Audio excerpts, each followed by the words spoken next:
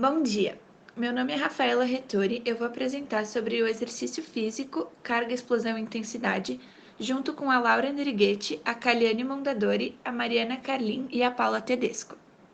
A diferença entre atividade física e exercício físico é que na atividade física pode ser considerado qualquer movimento feito pela musculatura que resulta em gasto energético, como por exemplo limpar a casa ou arrumar a cama. Já os exercícios físicos são atividades sistematizadas, consequência de movimentos para alcançar um objetivo, geralmente ligado à saúde ou à estética, então é feito com a intenção de exercitar o corpo. A OMS recomenda 150 minutos semanais de atividade física leve ou moderada, o que dá cerca de 20 minutos por dia, ou pelo menos 75 minutos de atividade de maior intensidade por semana, o que dá apenas 10 minutos por dia.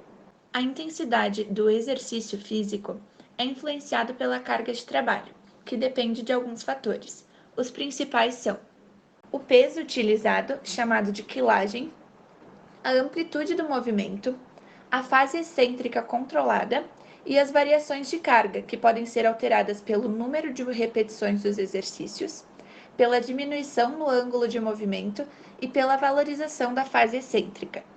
Explosão é mais intenso, feito com menos tempo e o descanso é menor. Força física. Geralmente usa de 80 a 95% da capacidade da pessoa tem de suportar o peso. E na musculação, que é um exemplo muito válido de se dar nesse momento, nesse tópico, porque ela significa trabalhar com pesos perto da capacidade máxima que a pessoa tem de aguentar. Os resultados esperados são principalmente o ganho de massa muscular. O treinamento, que é mais intenso, faz com que essas fibras sofram lesões e quando elas se recuperarem, essas fibras, elas voltam com mais força e por isso acontece o ganho de músculos. Cuidados que as pessoas devem ter quem pratica esse exercício, essa atividade, é utilizar cargas mais elevadas e mais do corpo. Pode lesionar as fibras além do normal, e com isso as dores musculares que deveriam desaparecer, sumir logo após o treino, elas continuam a persistir por um longo período. Resistência é a prática de exercícios feitos em um período maior de tempo e com maior descanso. Então, a força física usa menos força em modalidades que exigiriam carregar peso, como na musculação, ela vai trabalhar cerca de 50 a 80% dessa capacidade que a pessoa tem. Porém, o número de repetições que essa pessoa tem que realizar de determinado exercício ou repetições e de séries, ela vai ser maior. Os resultados esperados são para pessoas que estão à procura da perda de peso ou a manutenção do condicionamento físico. Para quem quer emagrecer, tem dois tipos de exercício que, com feitos com maior duração, são super indicados, que são a bicicleta e a esteira. Cuidados que essas pessoas devem tomar quando praticam esse tipo de atividade são expor o corpo a uma duração muito longa desses exercícios e elas podem lesionar as fibras. Ainda mais sérios, os danos podem ser mais sérios que os dos exercícios de explosão, que são mais extensos, mas eles são em menor tempo. A intensidade, ela é subdividida em três categorias, sendo elas leve, moderada e intensa. A leve seriam atividades do dia a dia, do cotidiano nosso, como tomar banho, fazer a barba, dirigir, lavar a louça, arrumar a cama. Atividades moderadas já são atividades que a gente pratica uma vez por semana, duas vezes por semana, não são atividades que a gente está praticando toda hora como jardinagem, jogar vôlei, hidroginástica, pedalar, caminhar rápido. E a intensa já são coisas que a gente faz, mas também em menos quantidades, em menos dias por semana, como subir escadas, natação, pular corda, jogar futebol, corrida. São atividades que a gente faz uma vez por semana, só no final de semana, são coisas mais difíceis de serem realizadas todos os dias. Exercício físico versus cultura brasileira. Durante a pesquisa realizada por Flávia da Costa, foi notado um padrão entre os entrevistados, que apesar de diferenças de gênero e idade, mantinham a mesma opinião sobre a intensidade dos exercícios praticados pelo grupo. Então, essa pesquisa ela foi realizada numa das faculdades de Olinda, por um especialista, e basicamente eles reuniram pessoas de vários gêneros e idades, e também de diversas classes sociais, para fazer uma pesquisa sobre as atividades físicas que eles realizavam no dia a dia. Então, foi disponibilizada uma lista com 72 atividades que eram consideradas cotidianas e foi pedido, né, para os entrevistados responderem, segundo aquela tabela, se eles faziam tal atividade com muita frequência, pouca frequência ou raramente. E o que foi contestado foi que a maioria das atividades elas eram feitas com bastante frequência, o que significa que o brasileiro é um povo que ele se movimenta bastante, só que as pessoas estavam superestimando a intensidade das atividades. Então, os homens, por exemplo, eles achavam que aquela pelada futebol de domingo era a atividade que era de maior intensidade na vida deles, enquanto as mulheres já achavam que essa atividade seria o ato sexual. Mas aí foi constatado que, na realidade, os pesquisadores não falaram isso para eles, mas naquela lista não existia nenhuma atividade que era de alta intensidade, por se dizer. As mais altas eram de média intensidade. E aí que tá, não era nem o futebol e nem o ato sexual. Na realidade, eram outras coisas, como se vestir, ficar de pé, lavar a louça.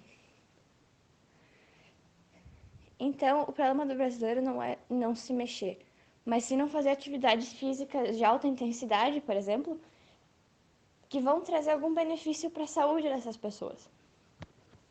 Porque não é um costume do brasileiro realmente praticar exercício físico, ou não é cultura de ir para a academia com uma certa frequência. Por exemplo, ali também ficou contestado que uma parcela mínima da população fazia atividade física pelo menos uma vez por semana, mais de meia hora, e menos pessoas ainda faziam o recomendado pela Organização Mundial da Saúde, que é 30 minutos por dia, 5 vezes por semana.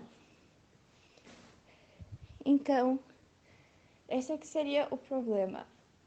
A atividade física, para se obter algum benefício para a saúde, não só desgaste, precisa ser acompanhada por um profissional, e ou ela precisa ser de baixa intensidade, mas de longa duração, ou ela precisa ser uma atividade de alta intensidade e de curta duração. Então, não está tendo nenhum dos dois. Nessa pesquisa também ficou contestado que depende muito da classe social das pessoas. Porque quanto menor a renda per capita pela família, menos esporte é praticado. Porque normalmente essas pessoas estão fazendo mais trabalho braçal, que não está trazendo nenhum benefício para a saúde delas, só desgaste. Região e poder aquisitivo.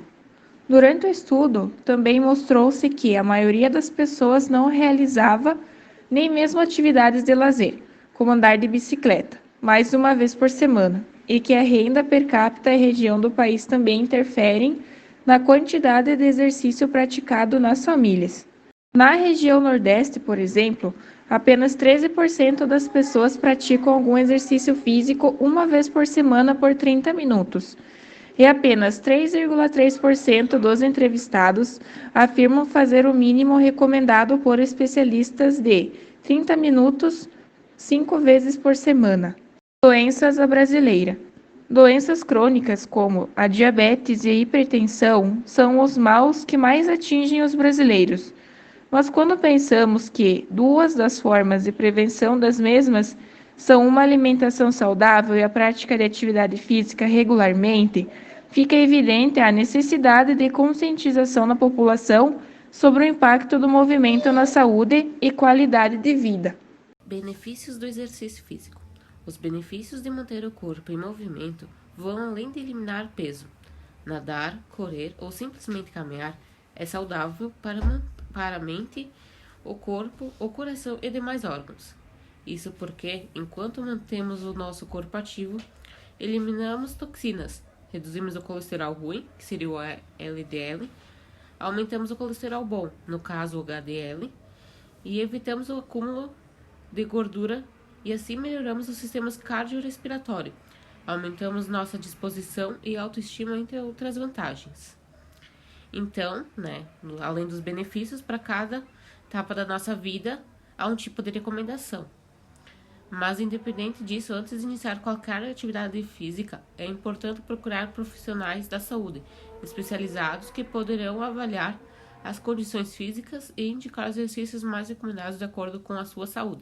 Então, para o grupo de crianças e adolescentes, que isso foi retirado na Organização Mundial da Saúde, que é a OMS, crianças e adolescentes dos 5 aos 17 anos devem participar de brincadeiras, jogos, esportes, educação física e atividades que envolvam recreação e locomoção, tanto com a família, amigos e colegas.